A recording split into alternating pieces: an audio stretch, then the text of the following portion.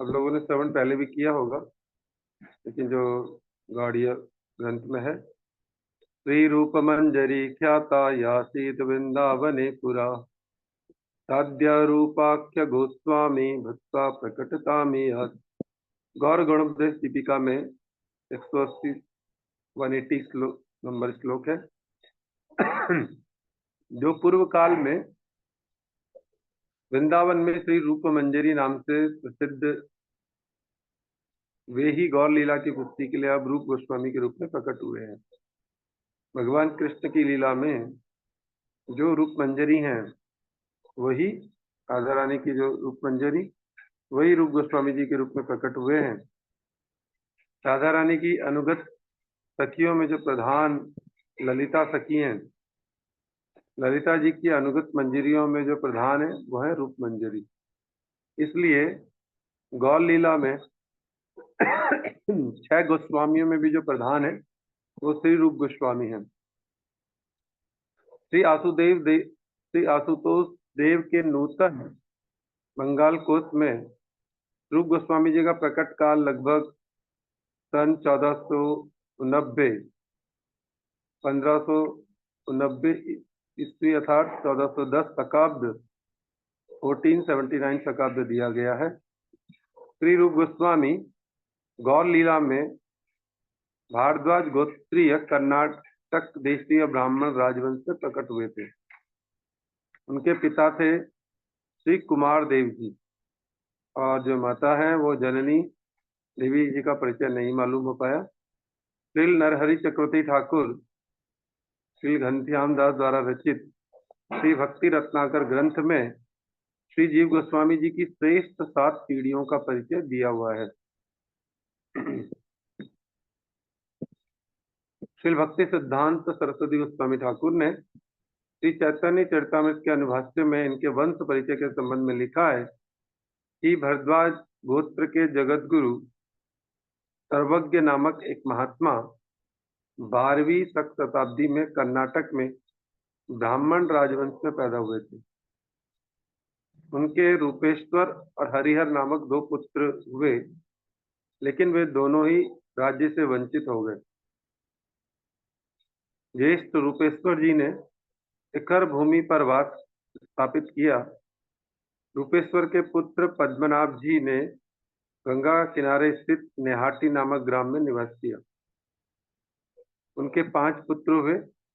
उनमें सबसे छोटे मुकुंद के पुत्र थे महासदाचारी कुमार देव, जो रूप गोस्वामी जी के पिता हैं, जो श्री सनातन, श्री रूप और श्री अनुपम के पिता थे। कुमार देव ने बाकला चंद्रदीप में निवास किया। यशोहर प्रदेश के अंतर्गत फतेहाबाद नामक स्थान में उनका घर था। उनके पुत्रों में से मात्र 3 ने ही वैष्णव अनुगत्य ग्रहण किया। श्री वल्लभ अथवा श्री अनुपम ने चंद्रदीप में अपने ज्येष्ठ भाई श्री रूप गोस्वामी और श्री सनातन गोस्वामी के साथ गौड़ देश में रामकेली ग्राम में नौकरी पेशे के काम के संबंध में निवास किया था।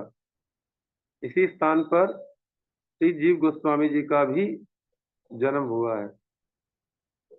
नवाब सरकार के लिए अच्छा काम करने पर तीनों को मल्लिक की उपाधि मिली। श्रीमन महाप्रभु जिस समय रामकेली गांव में गए थे उस समय अनुपम के साथ उनकी पहली बार मिलन हुआ था।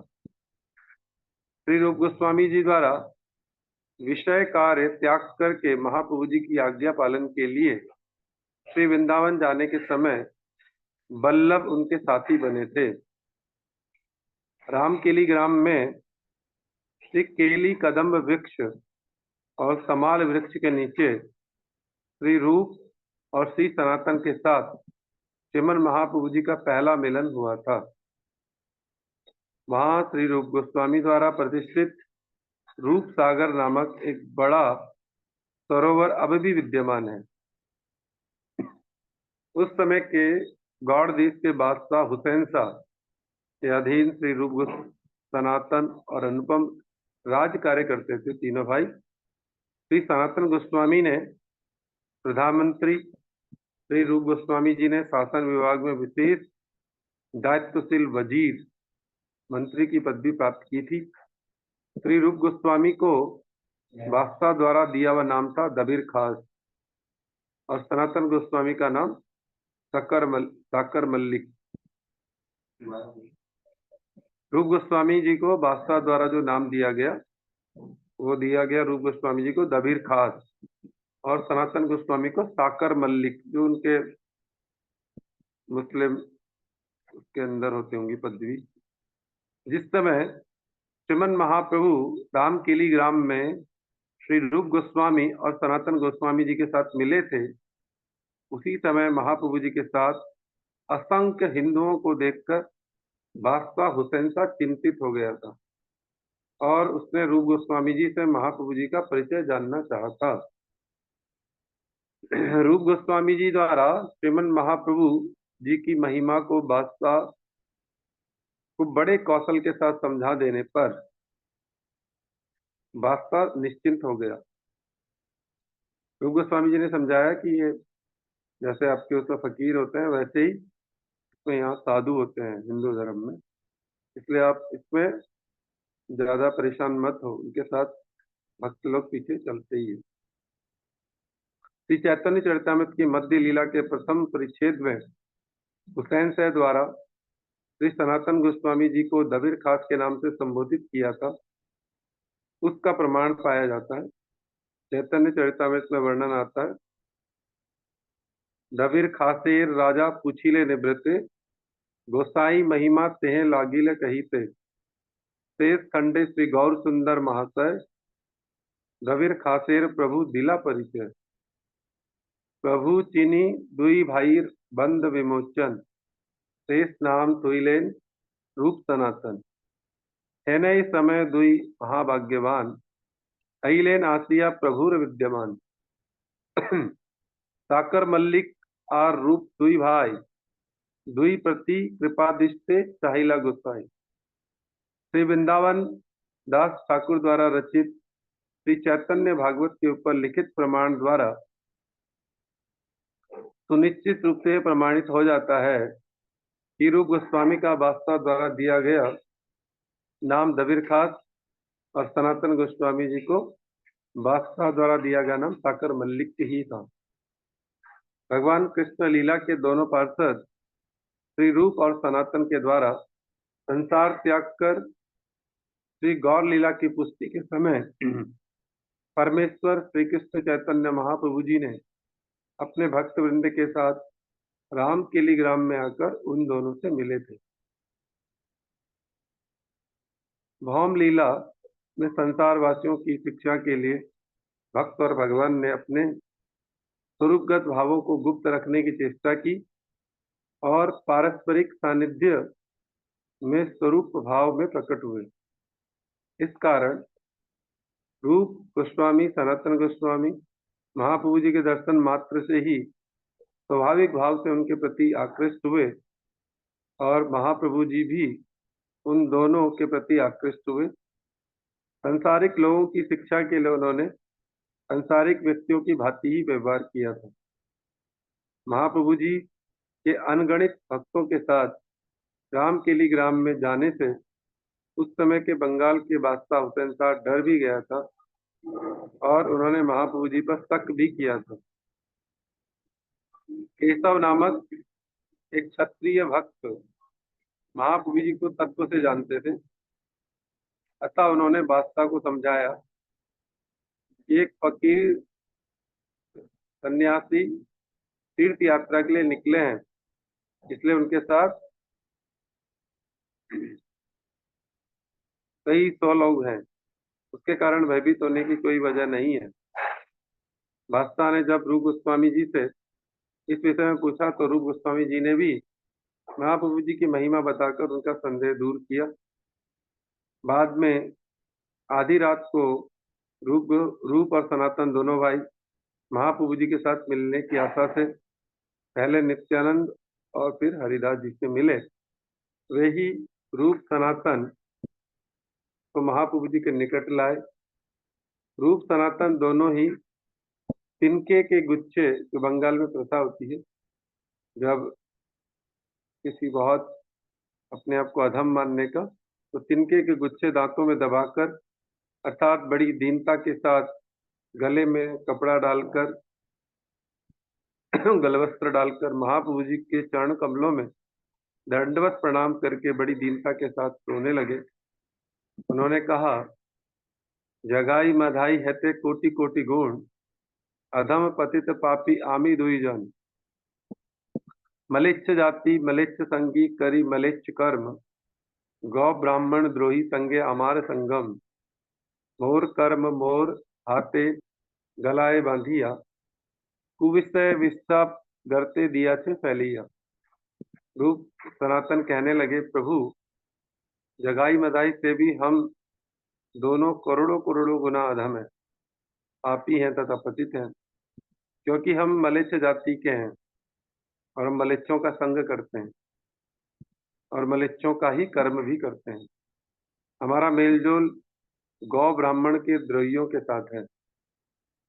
मेरे कर्मों ने तो मेरी गर्दन को पकड़कर मुझे विष रूपी कुविषय के गड्ढे में फेंक दिया है। श्रीमन महाप्रभु जी ने रूप सनातन जी के बहुत से दीनतापूर्ण वाक्यों को सुनकर आर्द्र मन से रूप सनातन के संबंध में जो सब बातें कही, उनसे मालूम पड़ता है कि रूप गोस्वामी सनातन बद्ध जीवों की तरह साधारण मनुष्य नहीं थे। वे भगवान के ही पार्षद, नित्य पार्षद थे। गौड़ निकट आसीते नहीं मोर प्रयोजन, तुम दुहा देखीते मोर यहाँ आगमन। यही मोर मरेर कथा कही नहीं जाने, सवे वाले केन आइला राम केली ग्रामे। हाल हेल दुई भाई आइला मोरस्ताने, घरे यहाँ भय किछु नहीं करही मने। जन्मे जन्मे तुम्ही दुई किंकर अमार, आचिराते कृष्ण तोमाए करीबे उद्धार। हेत बलि दुहार सिरे धरिला दुई हाथे, दुई भाई धरी प्रभुर पद नील माथे। महाप्रभु जी अपने भाव में रूप सनातन को कहते हैं कि गौड़ देश में मेरे आने का और कोई प्रयोजन नहीं था। आप दोनों को देखने के लिए ही मैं यहाँ आया हूँ। यह मेरे मन की बात है, इसे दूसरा कोई और नहीं जानता है। सब कहते हैं कि रामकिली ग्राम में आप क्यों आए? बहुत अच्छा हुआ कि आप दोनों भाई मेरे पास आ गए। अच्छा, अब आप लोग घर जाओ, मन में किसी प्रकार का भय नहीं करना। तुम दोनों जन्म जन्मांतर से मेरे दास हो। श्री कृष्ण शीघ्र ही आप दोनों का उद्धार करेंगे। इस प्रकार कहकर महाप्रभु जी ने अपने दोनों हाथ दोनों के सिर पर रख दिए और दोनों भाइयों ने महाप्रभु जी के चरण अपने सिर पर धारण कर लिए, अर्थात अपने सिर उन्होंने महाप्रभु जी के चरणों में रख दिए। भक्तों की कृपा के द्वारा ही जीव का उद्धार होता है। जगतवासियों को यह शिक्षा देने के लिए श्रीमन महाप्रभु जी ने नित्यानंद, श्री हरिदास, श्रीवास, श्री गदाधर, श्री मुकुंद, श्री जगदानंद, श्री मुरारी, वक्रेश्वर आदि भक्त वृंद के द्वारा रूप सनातन जी को आशीर्वाद दिलवाया। बातों ही बातों में रूप गोस्वामी सनातन गोस्वामी जी ने महाप्रभु जी से वृंदावन जाने की परिपाटी के संबंध में कुछ कहा। इसे सुनकर श्रीमन महाप्रभु जी ने वृंदावन जाना स्थगित करके कनाई की नाट्यशाला से वापस जाने का संकल्प कर लिया।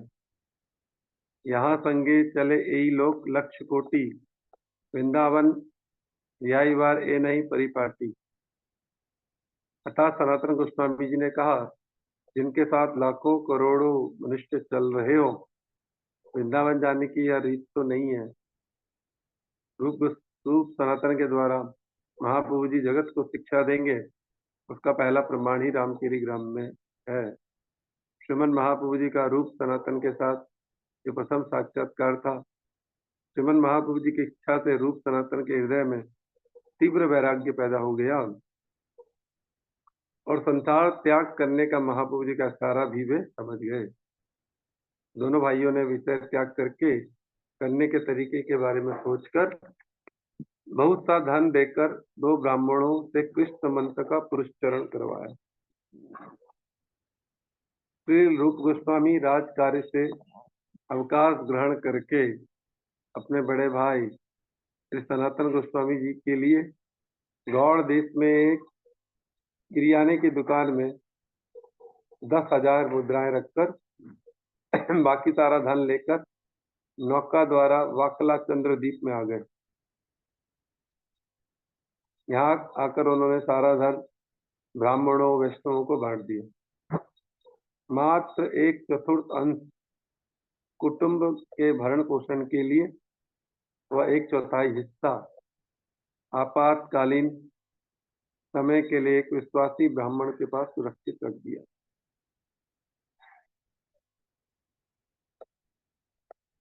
महाप्रभु जी वन पथ से कब वृंदावन की यात्रा करेंगे, यह जानने के लिए उन्होंने 2 दूतों को पुरुषोत्तम क्षेत्र में भेजा।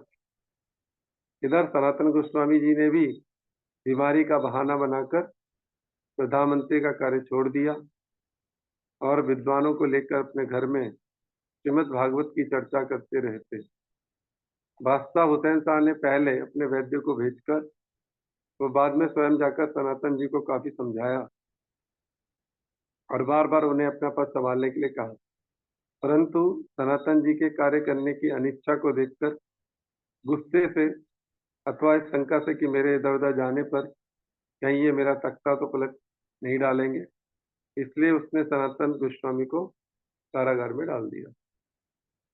स्वयं बादशाह को उड़ीसा की ओर युद्ध के लिए जाना था, तो वह सनातन जी को कारागार में डालकर युद्ध के लिए चला गया। महाप्रभु जी वन पथ से वृंदावन यात्रा पर निकल पड़े हैं। यह समाचार आने पर ही रूप गोस्वामी जी ने घर छोड़कर अपने भाई अनुपम के साथ महाप्रभु जी से मिलने के अभिप्राय से यात्रा शुरू की। श्री रूप गोस्वामी जी ने पत्र के माध्यम से सनातन गोस्वामी जी को भी किसी प्रकार से मुक्त होकर वृंदावन की ओर यात्रा करने का संकेत दिया।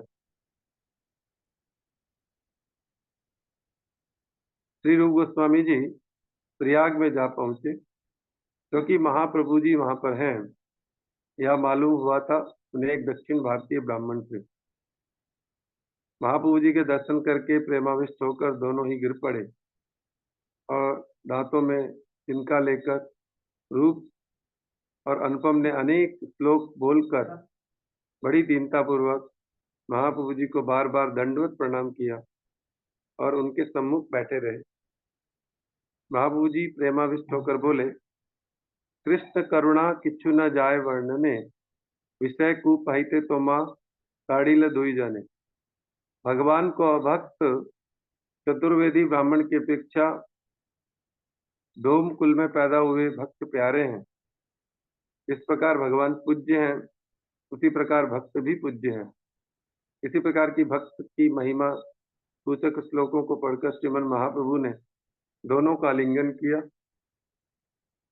और दोनों के मस्तक पर श्री चरण कमल रखने की कृपा की। श्रीमन महाप्रभु जी कृपा प्राप्त करके कृतार्थ हुए। दोनों ने हाथ जोड़कर महाप्रभु जी को प्रणाम किया और बोला, नमो महावदन्याय कृष्ण प्रेम प्रदाय से कृष्णाय कृष्ण चैतन्य नामिने गौरतिष्वे नमः। महाप्रभु जी ने रूप गोस्वामी जी से सनातन गोस्वामी जी के कारावास में बंद होने का समाचार पाकर ये भविष्यवाणी की कि सनातन गोस्वामी तुरंत कारावास से मुक्त होकर तुमसे मिलेंगे। दक्षिण भारतीय ब्राह्मण के निमंत्रण पर श्री रूप गोस्वामी और श्री अनुपम गोस्वामी ने उनके घर जाकर महाप्रभु जी का शेष बचा हुआ प्रसाद पाया। यमुना पार अड़ाइल ग्राम में श्री बल्लभ भट्ट के पास महाप्रभु जी के शुभ आवागमन का समाचार पहुंचने पर उन्होंने दौड़कर महाप्रभु जी को दंडवत प्रणाम किया। महाप्रभु जी ने भी बल्लभ भट्ट को आलिंगन किया। महाप्रभु जी के साथ कृष्ण कथा की चर्चा में महाप्रभु जी की प्रेमाविष्ट अवस्था देखकर बल्लभ भट्ट विस्मित हो गए।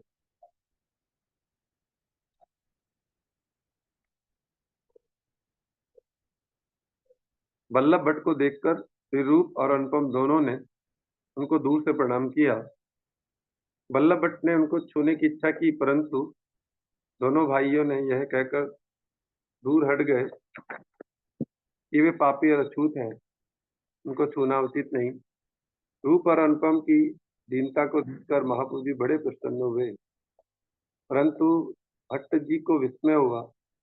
अतः महाप्रभु जी ने मुस्कुराते हुए बल्लभ भट्ट को कहा, आप तो वैदिक कुलीन ब्राह्मण हैं तथा उम्र में भी बड़े हैं, जबकि ये रूप और अनुपम तो आपके स्पर्श के योग्य भी नहीं है, क्योंकि ये दोनों तो छोटी जाति के हैं। बल्लभ भट्ट समझ गए कि महाप्रभु जी इस बात में जरूर कुछ रहस्य है। जो सदा कृष्ण नाम करते हैं वे भला क्या अधम हो सकते हैं। बल्लभ भट्ट ने महाप्रभु जी को भक्तों सहित अपने घर आने का आमंत्रित किया। महाप्रभु जी भट्ट जी का निमंत्रण स्वीकार करते हुए नाव में चढ़कर उनके घर गए।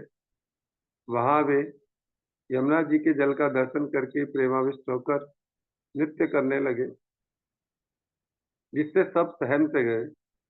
महाप्रभु जी के यमुना में छलांग लगा देने पर सबने मिलकर उन्हें पानी से निकाला और पुनः नौका में बैठा लिया।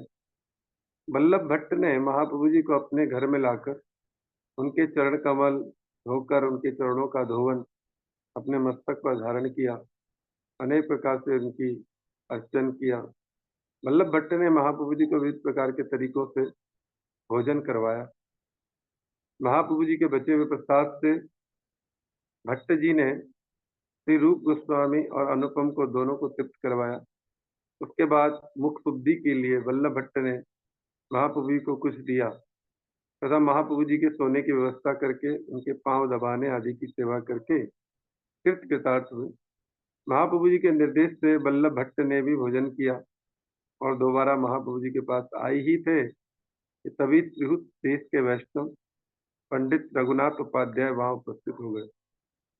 रघुनाथ उपाध्याय से भगवान कृष्ण की महिमा वर्णन सूचक उन द्वारा रचित अपूर्व श्लोक सुनकर महाप्रभु प्रेमाविष्ट होकर गिर पड़े। महाप्रभु जी के श्रेष्ठ रूप, श्रेष्ठ त्याग, श्रेष्ठ उम्र, श्रेष्ठ आराध्य के संबंध में प्रश्न करने पर उत्तर में उपाध्याय ये बोलने पर कि श्याम रूप ही सर्वश्रेष्ठ स्वरूप है, मधुपुरी मथुरा ही श्रेष्ठ पुरी है, किशोर उम्र ही श्रेष्ठ उम्र है और श्रृंगार रस ही सर्वश्रेष्ठ रस है। महाप्रभु जी ने बहुत प्रसन्न होकर उनका आलिंगन कर लिया। अड़ाइल ग्राम के निवासी महाप्रभु जी का दर्शन करके श्री कृष्ण के भक्त हो गए। बल्लभ भट्ट महाप्रभु जी को नौका द्वारा गंगा के रास्ते पुनः प्रयाग ले आए। लोगों की भीड़ जुड़ने के भय से श्रीमन महाप्रभु जी ने प्रयाग के 10 अश्वमेघ घाट के एकांत स्थान में कृष्ण तत्व, भक्ति तत्व, रस तत्व, सर्व तत्व, काल धर्म से लुप्त वृंदावन की रस केली वार्ता की चर्चा की और उनका रूप गोस्वामी जी में संचार किया। यही रूप गोस्वामी को रूप शिक्षा नाम से प्रसिद्ध हुई। श्री शिवानंद सेन के पुत्र कवि कर्णपुर ने तो अपने ग्रंथ में महाप्रभु जी के साथ रूप गोस्वामी जी से मिलने की बात का बड़ा विस्तृत वर्णन किया है। कालीन वृंदावन केली वार्ता लुप्ते तिख्या तुम विशिष्य कृपा मते विशेषेश देवै तत्रैव रूपं सनातनं च। चैतन्य चंद्रोदय नाटक का समय के प्रभाव से जो वृंदावन क्रीड़ा वार्ता लुप्त हो गई थी, उसी लीला का प्रचार करवाने के लिए महाप्रभु गौरांग देव जी ने कृपा करके श्री रूप और सनातन को नियुक्त किया था। प्रिय स्वरूपे दैत स्वरूपे प्रेम स्वरूपे सहजाभिरूपे निजानुरूपे प्रभुरेक रूपे कथान रूपे स्वविलास रूपे। चैतन्य चंद्रोदय के नवम अंक में अपने प्रिय स्वरूप, दैत स्वरूप, प्रेम स्वरूप, स्वाभाविक, मनोज्ञ, विशिष्ट, मुख्य रूप तथा अपने अनुरूप, इस प्रकार भगवान ने अपने विलास रूपों को श्री रूप गोस्वामी जी में संचारित किया। श्रीमन महाप्रभु जी ने रघुनाथ दास गोस्वामी जी को श्री स्वरूप दामोदर जी के हाथों में सौंप दिया था। उसी समय रघुनाथ दास गोस्वामी जी स्वरूप दामोदर जी के साथ पुरुषोत्तम धाम में 16 वर्ष रहे थे। श्रीमन महाप्रभु श्री स्वरूप दामोदर जी द्वारा अंतर्ध्यान लीला करने पर रघुनाथ दास गोस्वामी उनके विरह से व्याकुल हो उठे। विरह व्याकुल अवस्था में ही वृंदावन में श्री रूप गोस्वामी सनातन गोस्वामी जी से मिले और मिलने पर उन्होंने रूप सनातन जी को अपने दिल की बात बताई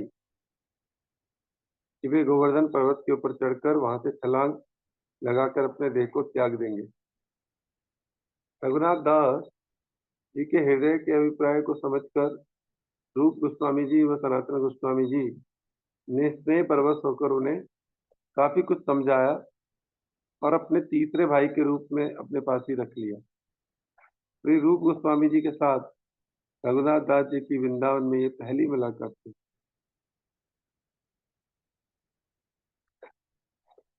हम लोग यहाँ पर रूप गोस्वामी जी का चरित्र श्रवण कर रहे हैं। अभी चरित्र और बड़ा है, तो आज हम इस क्लास को यहीं तक श्रवण करेंगे, फिर इससे आगे कल फिर इससे आगे श्रवण करेंगे। वंशाकल्पतरुभ्यश्च कृपा सिन्धुभ्य एव च पतितानां पावनेभ्यो वैष्णवेभ्यो नमो